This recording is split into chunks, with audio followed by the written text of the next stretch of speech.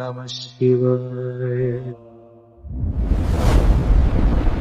కాలగమనానికి నాంది పడకముందు, నింగిలో తారాగణం మెరవకముందు, అసలు ఈ బ్రహ్మాండమే ఆవిర్భవించకముందు కేవలం అఖండమైన విశ్వచైతన్యం మాత్రమే విరాజిల్లేది.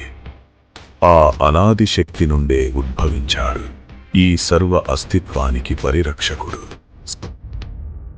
సమతుల్యతను శాసించే సార్వభౌముడు, సకల సృష్టికి మహాసంరక్షకుడు.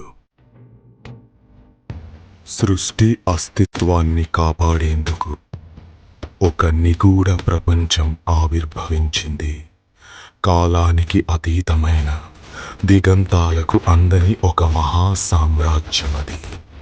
ప్రతి విశ్వం, ప్రతి నిర్ణయం, ప్రతి సమరం మరియు ప్రతి విధిరాత మౌనంగా వీక్షించబడే నిశ్శబ్ద వేదిక. ఈ సృష్టి గమనాన్ని పునర్నిర్మించిన మహాసంగ్రామాలకు అది సాక్షీభూతం.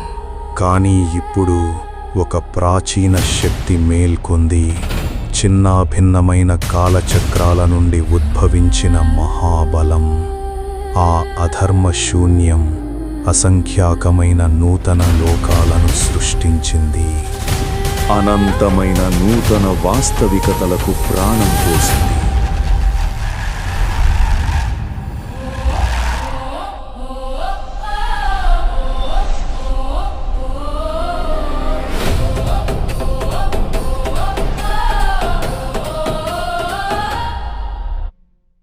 కానీ మనం స్మరించుకునే ఆ చరిత్ర మనం భావించినట్టుగా జరగకపోతే,